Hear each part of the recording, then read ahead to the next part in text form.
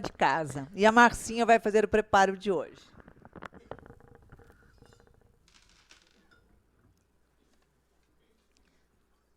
Boa noite.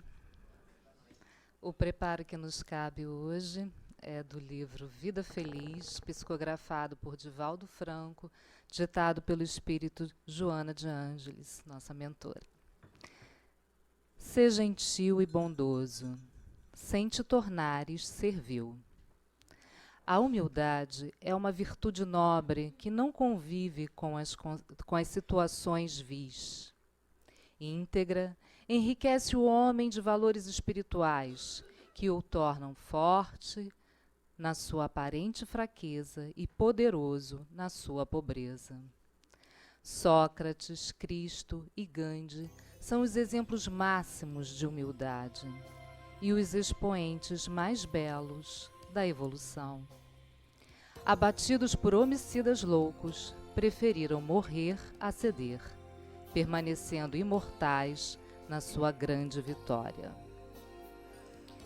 Bem, Joana sempre nos convida a fazer uma reflexão de todas as nossas atitudes, comportamentos, né? Até em ser gentil e bondoso, né? Como é isso? E aí eu fui verificar assim o real significado da palavra servil, meditar sobre isso, para ter um maior entendimento. E tem no dicionário o seguinte: relativo à condição ou ao estado de servo, de quem não é livre ou não tem seus direitos bem garantidos. E no sentido figurado, traz bajulador, que demonstra condescendência, que bajula. Eu acho que é esse termo que ela se refere na sua mensagem. Busquei também a palavra humildade, o significado de humildade. Vem do latim, de humilitas, talvez, né?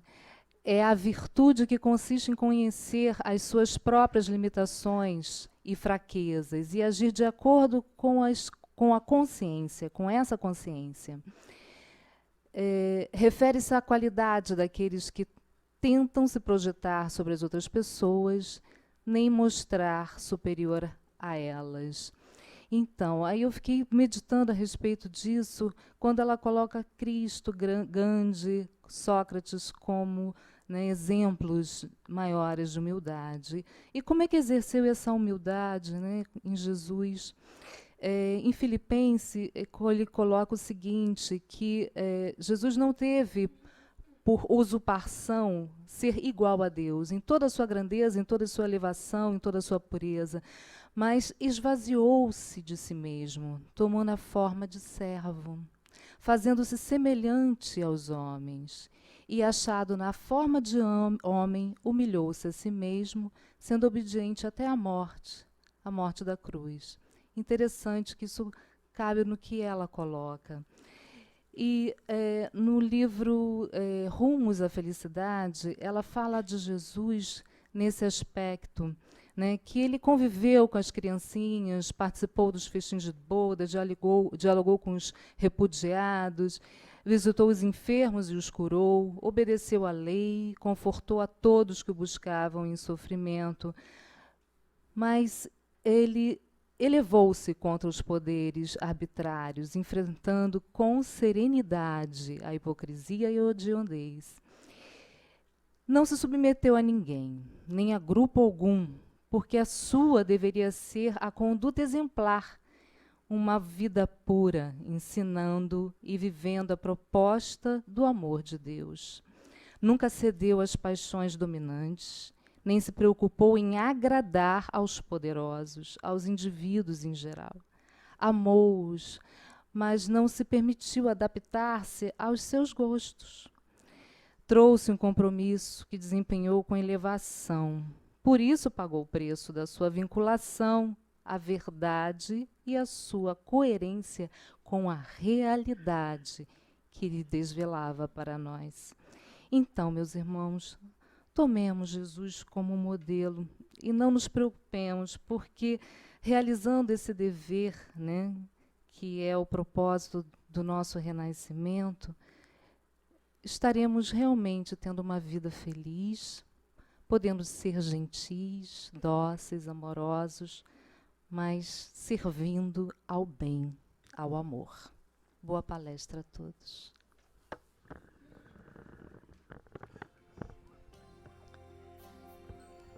Jesus, bondoso mestre, amigo, consolador, pedimos-te hoje, Senhor, que nos envolva na sua paz, pois trouxeste tantos exemplos e ainda temos dificuldade em seguir-te. Auxilia-nos, dando-nos a coragem necessária, da mesma forma que lhe pedimos a ti, a Joana de Ângeles, nossa mentora querida, que com o seu carinho e a sua inspiração envolva o Milton Menezes, amigo querido da casa, nos estudos que ele preparou para a noite de hoje. Graças a Deus.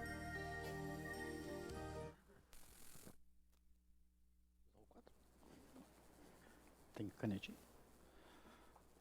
Bom, boa noite a todos. Boa noite.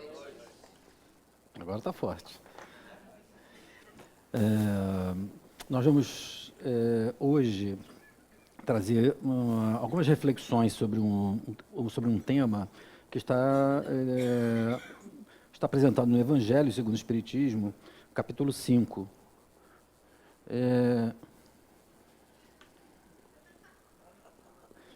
Então, vou fingir que você não está aqui. Então, no Evangelho segundo o Espiritismo, capítulo 5. E é um item, o capítulo 5 trata sobre bem-aventurados aflitos, né? É um capítulo muito interessante, sempre foi muito importante na minha trajetória, porque trata sobre um entendimento, sobre uma abordagem da visão espírita sobre a dor, sobre o sofrimento, sobre as aflições que nós passamos na nossa vida, no nosso dia a dia. Mas nesse item em particular, é um item que eu julgo, que eu reputo de uma importância muito significativa, e principalmente para os momentos que nós vivemos atualmente. E o título desse item, né, é a verdadeira desgraça. Qual é a desgraça real? O que realmente nós podemos considerar uma desgraça na nossa vida? Como é que nós lidamos com essas desgraças na nossa vida?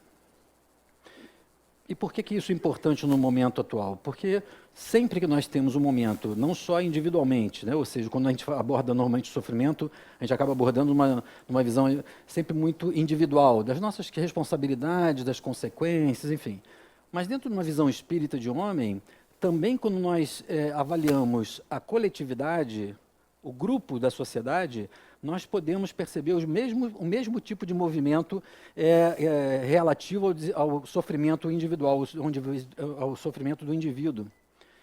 Por quê? É preciso entender pela visão espírita qual é essa lógica, o que parece que é o sentido do sofrimento na nossa vida, para que a gente possa encarar, eu possa enfrentar essas situações que representam algum nível de sofrimento, de um transtorno, possamos enfrentar isso não só com entendimento, mas com uma qualidade melhor. Num momento como esse que nós passamos de crise da sociedade, não só no nosso país, mas no mundo, nós estamos nos deparando com mudanças tão significativas no nosso dia a dia, da nossa realidade, das coisas que nós julgamos desejáveis, que nós buscamos na vida, ou que achamos que temos e de repente perdemos, que estamos sempre diante de algumas dessas desgraças, né? Eu não sei vocês, né, mas o pessoal lá fora tem sofrido muito, o pessoal lá fora tem reclamado um pouco disso, né? O que realmente representa essas desgraças? E como nós podemos entender, e a proposta do item é qual seria a verdadeira desgraça na nossa vida. Quando a gente fala de desgraça, que as pessoas reclamam de desgraça nas suas vidas, do que nós normalmente pensamos? Do que as pessoas normalmente se queixam ou se referem quando elas falam de desgraças nas suas vidas? É assim, pessoal que não está acostumado. Eu falo muito devagar, né? Vocês já perceberam, né? Falo devagar, mas quando eu faço uma pergunta e paro e se espera para vocês responderem, porque senão eu mesmo respondo, né? Então, o que, que vocês normalmente ouvem como sendo a experiência das pessoas que estão, uma desgraça caiu sobre a minha vida, estou passando um momento de uma tragédia, uma coisa horrível aconteceu. Do que normalmente elas falam no dia a dia? Isso mesmo, né? Perda. Dificuldade financeira. Que tipo de dificuldade financeira é uma desgraça? Porque tem dificuldades financeiras e dificuldades financeiras, né? Normalmente, o que nós chamamos ou ouvimos as pessoas falarem em termos de uma desgraça, em termos de uma dificuldade financeira? Desemprego. Pô, foi maciço, né? Né? A perda, o desemprego, alguém falou a doença, né? Que tipo de desgraça é uma doença? Ou que tipo de doença é uma desgraça? Né? O câncer. Uma doença incurável, né? Ou que tenha presente um tipo de dificuldade ou limitação extrema. Né? Então, a gente normalmente, diante de um diagnóstico como esse, fala assim, nossa, uma desgraça caiu sobre a minha família. Né? Temos um caso de um câncer de pulmão, temos um caso de uma doença crônica, enfim. Então, uma perda, que tipo de desgraça é uma perda? A perda de quê? Ou de quem? Qualquer perda, né? Algumas mais intensas, outras não, mas principalmente aquelas que são mais intensas ou que têm um tipo de mobilização, onde a sensação daquilo que se perde é maior, tende a trazer um tal nível de transtorno na nossa vida que nós julgamos, muitas vezes até nos julgamos incapazes de continuar vivendo adequadamente sem aquela pessoa, ou sem aquele bem, ou sem uma determinada condição de vida, ou às vezes até de saúde, né? Enfim. Então, as perdas também são representantes dessas desgraças. Perdas financeiras, perdas de emprego, enfim, o adoecimento grave, um ente querido, né? Ou seja, o transtorno, de repente, se vê sem poder contar com a presença física daquele indivíduo e traz, então, para nós uma série de repercussões, emoções, etc. De uma certa forma, nesse item do Evangelho, os Espíritos falam que essas não são as verdadeiras desgraças. Isso pode parecer estranho, né? Mas eles nos levam a pensar de qual seria, se essas não são as verdadeiras desgraças, quais seriam as verdadeiras desgraças? O que realmente poderia ser uma desgraça para o ser humano, para nós, para cada um de nós? E tem uma frase que eu gosto muito desse item, esse é um item sempre que... Esse capítulo, de modo geral, sempre foi muito significativo para mim, mas tem uma frase nesse trecho, nesse item do capítulo 5, que eu gosto muito, que os Espíritos dizem que nós devemos avaliar a desgraça pelas consequências do futuro e não pelo aquilo que a gente passa no presente. A desgraça deve ser avaliada pelas suas consequências do futuro e não por aquilo que nós vivemos no presente. Algo parecido com isso. E por que essa é uma frase muito importante? Porque muitas vezes aquilo que nós, no momento inicial, ou no momento que nós estamos vivenciando aquela situação, aquele evento, seja ele qual for, mesmo que pareça uma desgraça, dependendo do tipo de futuro, ou a consequência que aquele tipo de evento tem para nós, pode ser que não seja necessariamente uma desgraça. Então são muito comuns os fatos, por exemplo, o sujeito que ia embarcar no avião, perdeu o avião, quando viu o avião caiu. Aí ele, nossa, perdi o avião, cheguei lá, vou perder o emprego, vou perder aquela reunião importante. Aí depois o avião caiu, eu falei, graças a Deus, né? Ou então ao contrário, né? O cara chegou, tem uma vaga, então vou antecipar o meu. Pô, e aí ele caiu, né? Que desgraça, né? Como entender isso, né? O que realmente, na provocação dos espíritos, o que seria então realmente um motivo dessa caracterização de uma desgraça para o ser humano? E aí eu vou fazer primeiro uma preparação, uma introdução, porque é fundamental para a gente poder entender isso, fazer uma reflexão sobre a visão espírita de um homem. Porque é só quando a gente consegue, na visão espírita, entender o que nós somos como seres humanos, o que nos compõe, a lógica da reencarnação, é que nós vamos poder avaliar e qualificar, refletir sobre o que seria realmente ou não uma desgraça na nossa vida. Ok? Então, quando a gente fala disso, da visão espírita de homem, para mim, na minha visão, essa talvez seja a principal contribuição da doutrina espírita para o conhecimento humano. é a possibilidade de um entendimento, de uma visão de homem que nos ajuda a compreender uma série de fenômenos que a ciência tradicional, que a ciência materialista ainda não é capaz de dar conta de explicar. Em que sentido que eu estou falando? Porque quando a gente pensa no homem, numa visão materialista, numa visão material, ou seja, o homem como sendo então um ser e no seu corpo físico.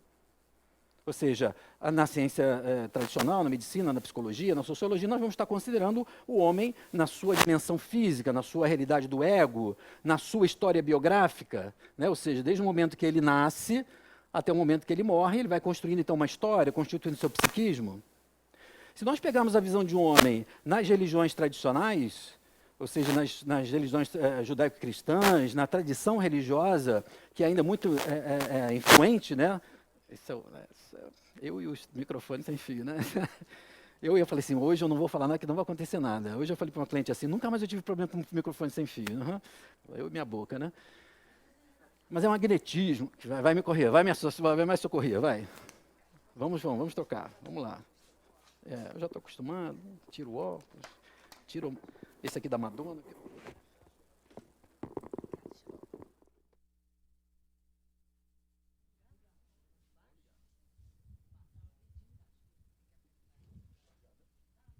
Tá ligado? Tá. Tá ligado? Tá. Tá ligado? Tá ligado. É que eu não posso com o microfone da Madonna, não tem jeito, né? Não tem... Quando a gente pensa, então, nas religiões tradicionais, a visão de homem, ela vai contemplar não só a dimensão física, então nós estamos falando da visão de homem das religiões mais tradicionais, judaico-cristãs. O homem vai ser considerado na sua dimensão física, mas vai ser considerado na sua dimensão espiritual. E aí, nesse sentido, nessas visões, a dimensão do espírito do homem é mais importante do que a matéria, do que o corpo. Tanto é que, de alguma forma, nós, naquele momento, né, em várias dessas, e ainda hoje nessas tradições religiosas, nós vamos então pautar nossa vida durante a vida física para garantir que depois da morte do corpo físico, o nosso espírito possa ir para uma de duas destinações. Ou ele vai para o céu, ou ele vai para o quinto dos infernos, né? Não é isso? Então... Não se assusta não, mas é verdade, né? Essa é uma visão de um homem que ainda prevalece em muitas denominações religiosas, enfim. Então, o sentido da vida e o objetivo da vida é garantir que durante a vida a gente possa garantir essa dimensão, a mais importante, a vida mais importante é a vida do espírito. Inclusive, isso durante muito tempo serviu para justificar que a gente poderia, então, durante os sofrimentos ao longo da vida, ou até infligir no próprio corpo, dores voluntárias para garantir uma depuração do espírito, que é uma distorção, né? Que é uma coisa um pouco estranha da gente imaginar que quanto mais eu faço o corpo sofrer, mais eu depuro o meu espírito. Mas isso é uma visão que prevaleceu durante muito tempo. Na visão materialista, a gente vai ter, então, essa dimensão. A doutrina espírita vai colocar, então, principalmente no Livro dos Espíritos, os espíritos vão trazer para Kardec uma nova visão de homem. Um homem, então, que tem essa sua dimensão física, sim, tem a dimensão da sua essência espiritual, sim, mas que todos nós, seres humanos, somos compostos também de uma outra dimensão, de uma outra parte, uma dimensão intermediária, semimaterial, etérea, que é o perispírito. É o conceito de perispírito que vai nos ajudar a entender essas questões. Porque o perispírito, nesse sentido, ele vai ser, então, essa ligação entre a dimensão da matéria e a dimensão do espírito. Então, tudo aquilo que nós vivemos, tudo aquilo que nós passamos durante o corpo físico, como nós reagimos, está sendo processado pelo nosso ser como um todo. Ou seja, as nossas reações, os nossos comportamentos, eles são consequência daquilo que nós somos, daquilo que nós trazemos. Ou seja, nós estamos vivendo e convivendo, quando estamos no corpo físico, trazendo uma série de experiências anteriores, estamos trazendo uma série de informações, de vivências, às vezes contraditórias, que se refletem na nossa forma de ser e como nós agimos. Ok? Agora, qual é o sentido disso? Para que isso? Ou seja, a visão espírita de homem, ela tem a ver também intimamente com uma visão do desenvolvimento desse ser espiritual. Porque a outra contribuição nessa visão de homem, na visão espírita de homem, que é fundamental, é a gente entender, então, por que nós vivemos. E aí, então, a lógica da reencarnação ela é fundamental para a gente poder entender a viabilidade desse processo de desenvolvimento espiritual. Por quê? Porque se a gente pensar, então, nessa visão de espírita de um homem, na sequência das nossas encarnações, a gente vai reencarnando para quê? Para evoluir. Evoluir quer dizer o quê? Melhorar. Melhorar o quê? O homem.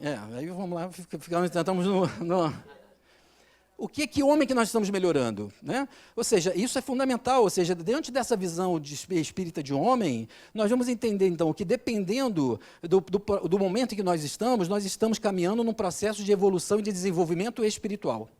Ou seja, nessa visão de homem, nós vamos entender que no início dos tempos, nós vamos estar, então, muito mais ligados à nossa dimensão material. Ou seja, no início dos tempos, nós estamos lá, somos ainda, mesmo que a gente não saiba, mas somos, então, aqueles seres que também têm o corpo, o espírito e o perispírito, mas nós temos, nesse momento, estamos tão ainda no início da nossa jornada, que a nossa consciência é eminentemente o quê? Da nossa dimensão material. Todo mundo já ouviu, os oradores de espírito falam muito isso, né? Porque nós nascemos, os espíritos foram criados simples e ignorantes, né? Eu costumo sempre provocar isso. É simples de quê? Muito bem. Simples das nossas necessidades.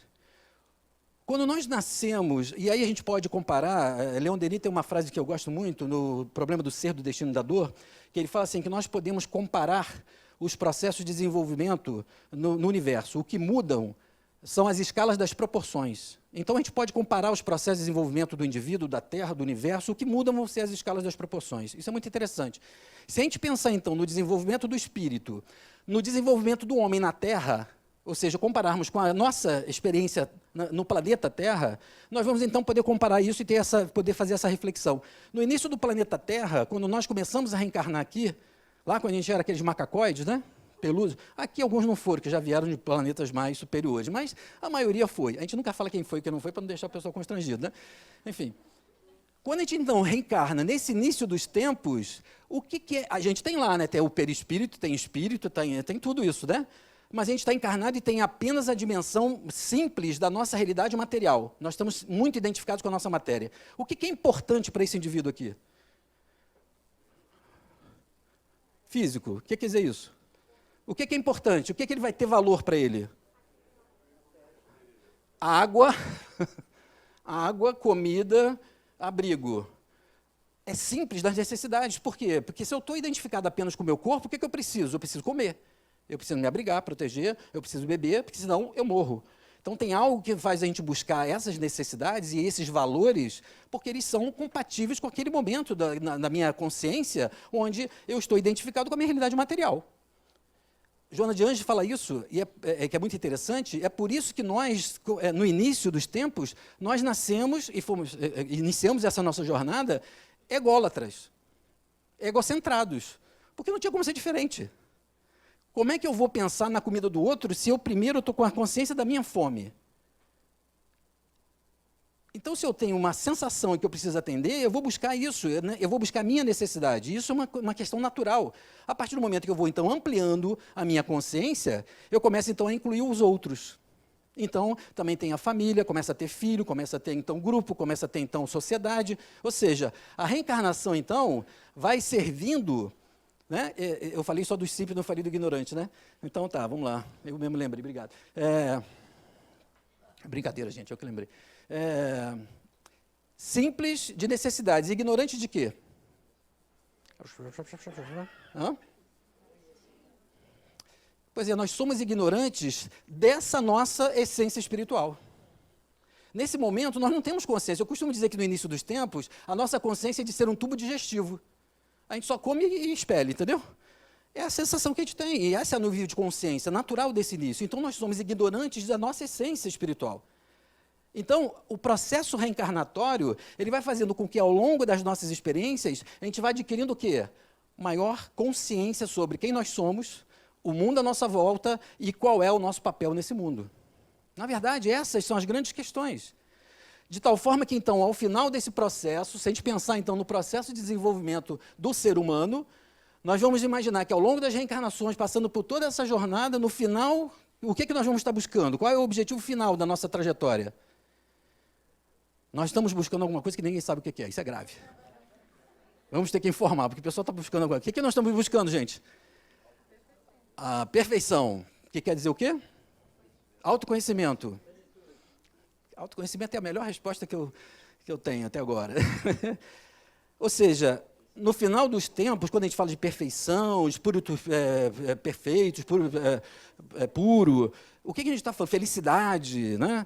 O que nós estamos falando de fato? É, nessa visão de homem, um momento em que a gente vai ter uma consciência plena da nossa natureza espiritual.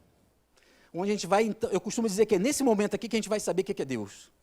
E a gente vai falar assim, agora eu entendo. Agora eu percebo por que tudo isso.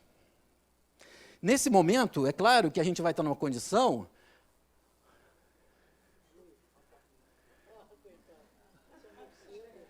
Não, ele tem que ser bonito. Ficou morcego? Não, ficou morcego? Ah, meu Deus, piorou, né? Não vamos apagar esse negócio, então. Viramos espíritos puros, né? Ou seja, nós vamos estar de tal forma identificados com a nossa natureza espiritual, que certamente nesse momento nós não vamos ter corpo, não vamos ter necessidade da encarnação do corpo, né? Vamos apagar pelo menos o... Ficou parecendo um morcego, eu queria fazer meio anjinho, entendeu? Mas vamos deixar aqui. Ficou parecendo um morcego, falar que parece um morcego. Pô, né? Enfim, né? Só falta que nem outro dia eu fiz uma palestra e falei assim, mas isso aqui não é um ser humano, isso aqui é uma barata. Eu falei, fala sério, também assim, é uma barata. Enfim, né? Quando a gente então pensa nisso, nessa trajetória em que então do início até o final, esse homem, ele vai então reencarnando para poder desenvolver a sua consciência espiritual, as reencarnações estão servindo exatamente para isso. Nós temos então a nossa dimensão do espírito. Ou seja, é por isso que quando Kardec pergunta aos espíritos, onde estão gravadas as leis da natureza, as leis de Deus? Os espíritos respondem o quê? Na consciência. Só que a consciência não está aqui. As leis de Deus não estão aqui na consciência do ego, como nós imaginamos. As leis de Deus, essas leis divinas, estão na consciência espiritual. Na consciência, as leis de Deus estão aqui, na consciência do espírito, um nível de consciência muito mais elevado. E é por isso que, no fundo, todos nós podemos saber o que é certo e o que é errado. O que é bom e o que não é bom. O que traz felicidade e o que não traz felicidade. Mas como isso está inconsciente, e a minha consciência é do corpo, isso aqui vai, então, nos levando a algumas sugestões de experiências que são ideais, mas dependendo do nível de consciência que eu tenho, eu vou tomando ações, a comportamentos, atitudes, preferências, que nem sempre vão estar atendendo a esse desenvolvimento harmonioso, natural, porque são escolhas. Dependendo da visão que eu tenha, eu vou escolher coisas, vou preferir coisas, vou tentar dominar coisas, reter coisas, que em algum momento acabam desequilibrando esse sistema. Esse desequilíbrio do sistema, em algum momento, ele vai ressurgir numa experiência de vida futura, como uma necessidade de ampliar a minha compreensão sobre a vida, sobre o mundo. Então, vejo que nessa hora, quando eu tenho, então, alguma atitude aqui no início dos tempos, em que eu criei um tipo de comprometimento, algum tipo de desequilíbrio, alguma coisa que estava incompatível com essa lógica toda, mas isso está no meu psiquismo, quando a gente foi desencarnando aqui, a gente continuou o quê? Continuou vivo, né? Continuamos vivos, só não tínhamos um corpo. Essa é uma grande contribuição da visão espírita de homem. A gente morre, o corpo físico, mas a gente continua vivo. A gente continua pensando, continua sentindo, continua tendo vontade, memória, nos relacionamos. Ou seja, aquelas experiências, eventualmente, que trouxeram algum tipo de desequilíbrio, seja individual ou coletivo, ela permanece no nosso psiquismo. Até que, então, a gente reencarna. Quando a gente reencarna, a gente tende, em algum momento, a trazer isso à tona, porque se houve um desequilíbrio, nós precisamos ampliar nossa consciência para poder buscar um reequilíbrio. Faz sentido isso? De tal forma que, quando a gente está reencarnado, a gente então tem algumas dessas situações que ainda estão no nosso psiquismo e que nós começamos a ampliar a nossa consciência e começamos então a nos deparar com a consequência desses atos.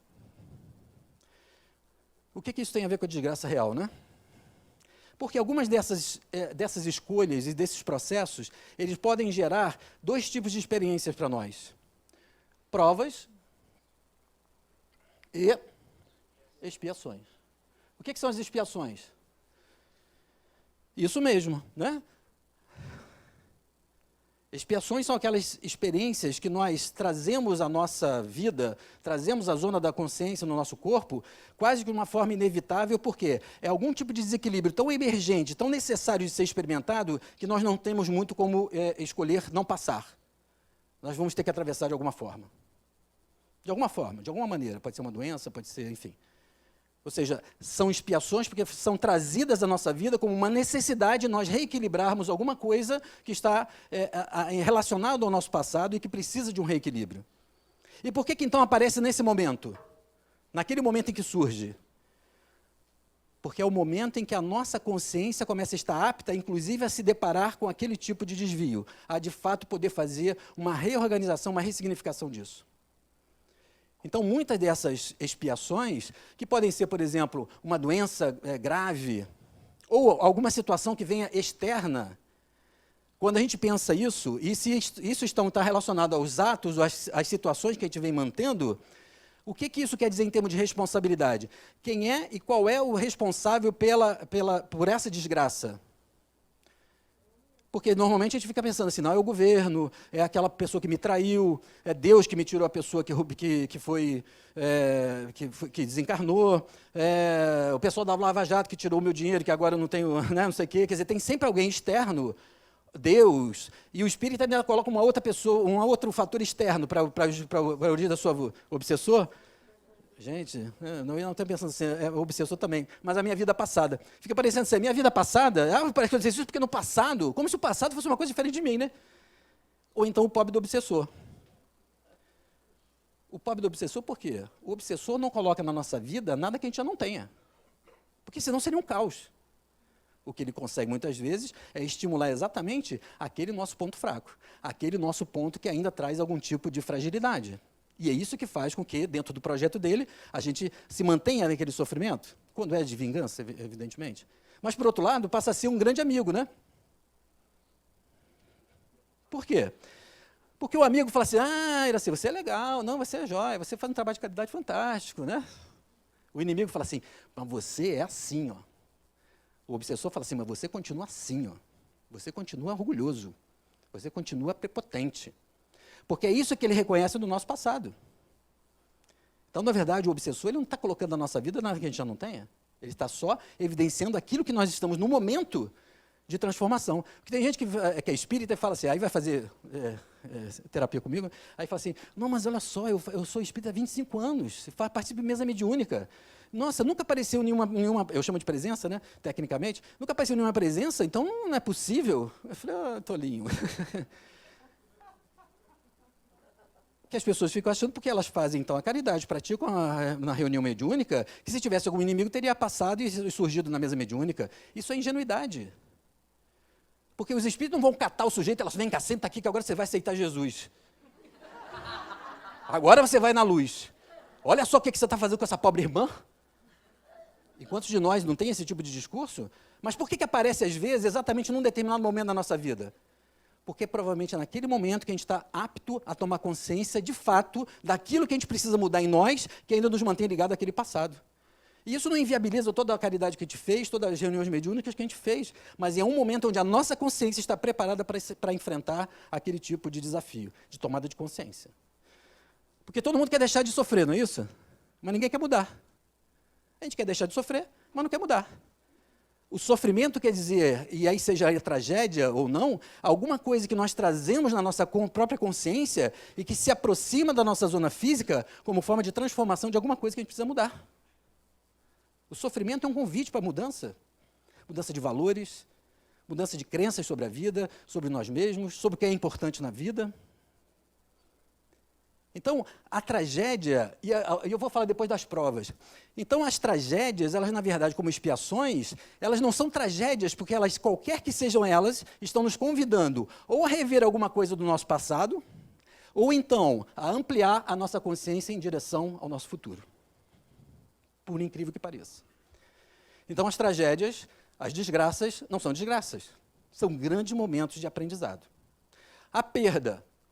Eu tenho quanto? 7 minutos? 15 para as 9, né? 15? Eu vou ter que escolher o que eu vou falar. A ou B? Eu tenho que falar das desgraças e da verdadeira desgraça. O que eu falo? Eu vou falar mais rápido ainda, tá? Então, quando a gente passa nas desgraças, o que nós estamos falando? Quer dizer, eu vou mesmo falar, eu ia trocar com vocês, mas eu mesmo vou falar. Sobre uma questão de perda, uma perda de um ente querido.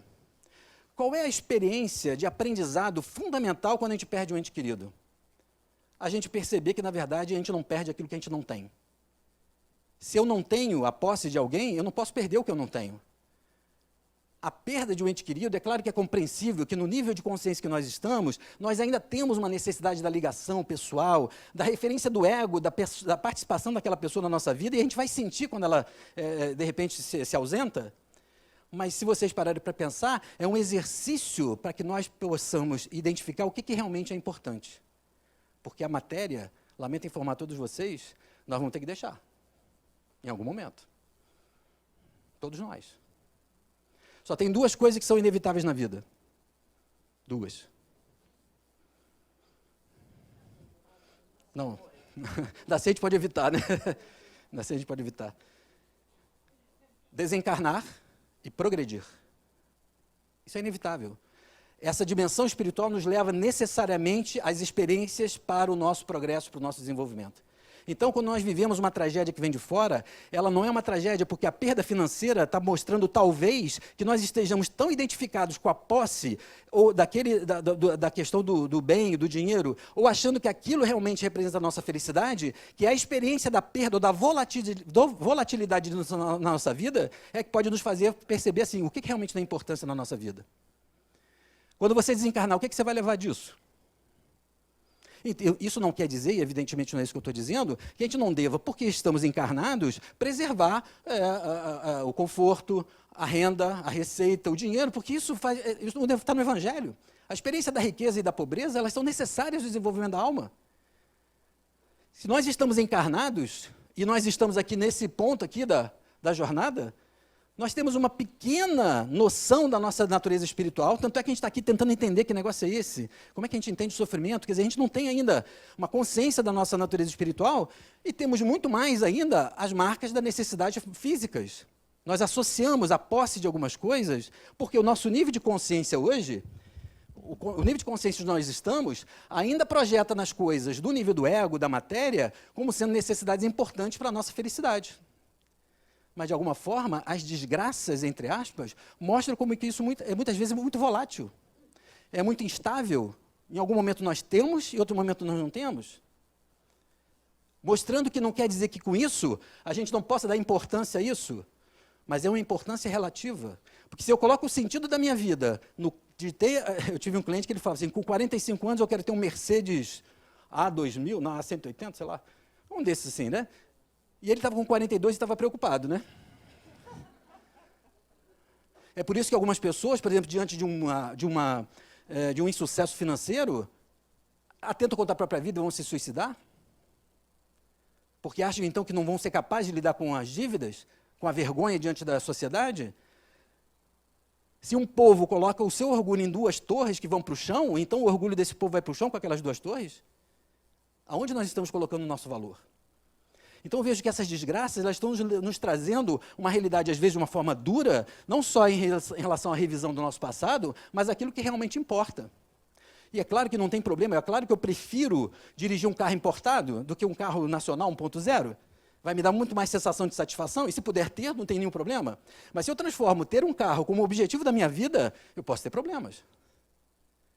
Então o problema não está em buscar o sucesso, o dinheiro, mas é qual o sentido que ele tem na nossa vida. E se a desgraça vem na perda, por exemplo, desse recurso, pode ser uma experiência de qual é o valor relativo que a gente tem dado a isso. E ele deve ser, e sempre deve ser, um meio para o nosso processo de crescimento espiritual, mas não um fim em si mesmo, porque são coisas que nós vamos deixar no nível da matéria. A desgraça real é quando nós, então, em função dessas experiências, e temos, então, necessidade de ampliar a nossa consciência, nós passamos por algumas provas. Eu vou ter que fazer outra palestra, né? Nós vamos passar por algumas provas que são exatamente aquelas. Qual é a diferença da expiação das provas? Provas é prova, né? Ou seja, você é colocado numa situação onde você pode escolher. E aí, boneco? Vai ou não vai? É sim ou é não? Vai desse caminho ou vai no outro? são colocadas não numa forma determinística, mas onde nós podemos exercer a nossa escolha para que caminho que nós vamos escolher naquele momento da nossa vida. E são várias as situações em que a gente pode começar a definir. E como é que nós escolhemos? A partir daquilo que nós trazemos na nossa bagagem. E naquele momento a vida coloca esse dilema justamente para experimentar e reafirmar se a gente já tem aquele valor de uma forma consistente. Para que a gente possa então falar assim, ok, então agora eu vou fazer o que é certo. Mas como saber o que é certo, se nós estamos sendo experimentados e é uma prova? É porque justamente muitas vezes a gente não sabe ainda o que é certo. E aí então, ao buscar às vezes aquilo que parece, no nível da consciência do ego, no nível da matéria, alguma coisa que é boa, pode estar adiando o enfrentamento de um valor importante que a gente deveria estar enfrentando. Vou dar um exemplo simples. Eu tinha um monte de exemplo aqui, mas vou dar um exemplo simples pegando aqui o seu gancho, né? O trabalho voluntário no centro. Já se falou lá, né, realmente aquele negócio todos os espíritos, né, que os espíritos né, ajudam no trabalho, então me acessam, pô, isso faz sentido, né? Deve ser legal. O pessoal fica tudo feliz, viu? O pessoal faz trabalho voluntário, fica tudo feliz, né? Fica tudo alegre, né? Pô, deve ser isso, deve ser legal. Mas é sábado, né? Mas sábado é o dia de eu acordar tarde. Sábado tem também aquele negócio, né? E aí é o dia que eu saio na balada sexta, e aí eu chego um pouco, não vou também, né? Não vou também com um cheiro de álcool, né? Para os espíritos não, vai ter que fazer aquele filtro, não. Eu vou fazer o seguinte, eu acho que eu vou ano que vem. Ano que vem. Né? É assim mesmo? Aqui também? Acho que é. Não, em tese. Eu também falo em tese, que é muito melhor, né? Ou seja, nós nos levamos a escolher coisas para manter um tipo de satisfação, um tipo de realização num nível que, apesar de compreensível no nível do ego, do corpo, faz com que a gente não se aproprie de fato das experiências que vão amadurecer a nossa alma. Porque muitas vezes nós estamos sendo convidados exatamente para abrir mão de alguma coisa que, atendendo exclusivamente à dimensão material, faz com que a gente abra mão disso para dedicar a nossa hora para o bem de alguém que talvez não tenha condição financeira ou de conversa. E naquele momento a gente está doando e abrindo mão, ratificando o que realmente é importante para a gente.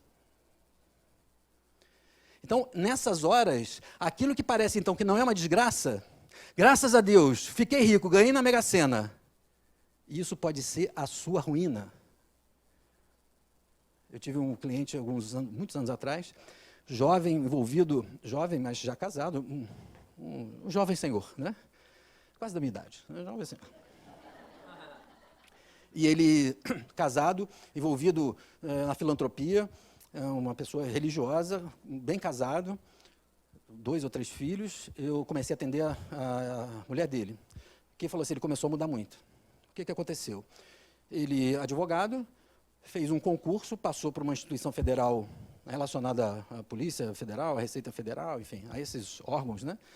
E rapidamente começou a alçar cargos de indicação, muito bem relacionado, até que chegou um cargo de comunicação social, diretor de comunicação social da Regional 2, 3/5, né? E com isso o que aconteceu? As pessoas, então, que precisavam de um tipo de influência vinham até ele. As pessoas, então, que precisavam de alguns favores vinham até ele. E ele começou a se achar. E aí, então, ele se transformou. E ele começou, então, a se distanciar das obras de filantropia, começou a maltratar a mulher, começou a, de tal forma, tornar a vida um inferno que ela começou a ficar numa crise de ansiedade enlouquecida, e por isso que ela veio. E quando eu percebi que, então, a mudança dele, aquilo que parecia tão bom, melhorou de vida, melhorou de salário, melhorou de status social, acabou provocando nele um desequilíbrio total na sua família, nos seus princípios. Foi então a Polícia Federal ou a Receita Federal que fez isso? Não. Foi o quê? O fascínio do poder que ele, então, experimentou.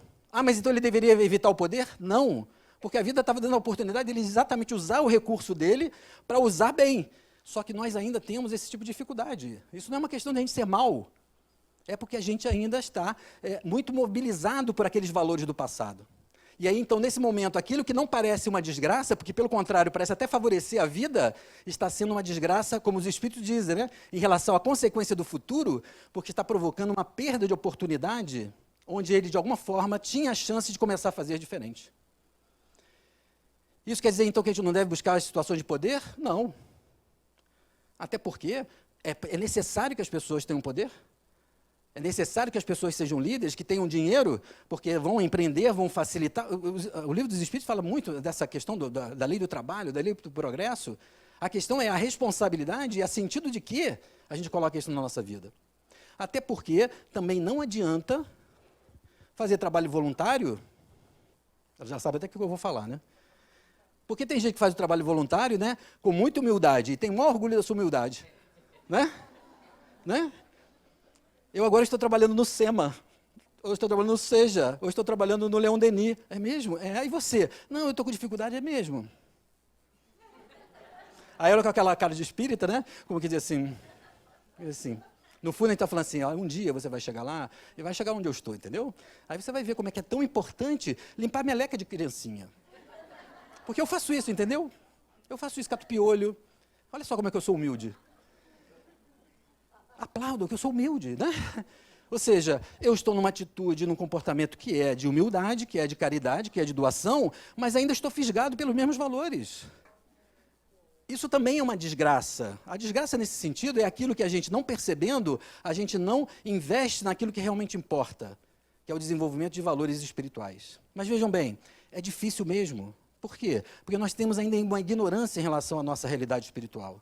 Então é natural que a gente sofra quando perde o dinheiro, quando de alguma forma perde um ente querido, quando é tomado por uma experiência difícil de uma doença grave, porque nós estamos tão ainda identificados com essa nossa realidade material, porque a sensação é de perda, a sensação de que há um caos, a sensação é da miséria, enfim. Mas são essas experiências que estão, no fundo, ajudando a filtrar e a dizer assim, o que realmente é importante?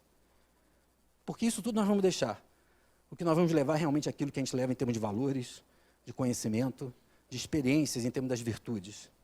O nosso caminho é justamente não se afastar ou procurar buscar, cada um no seu momento, cada um tem o seu momento em relação a esse nível de consciência, mas olhar para as desgraças como sendo uma experiência de crescimento. E talvez perceber que quando a coisa está muito fácil, talvez seja algo que a gente possa estar distraído no varejo da vida. Isso não é uma apologia à pobreza ou à desgraça, que infelizmente, né, muitas igrejas e muitas religiões fizeram durante muitos séculos.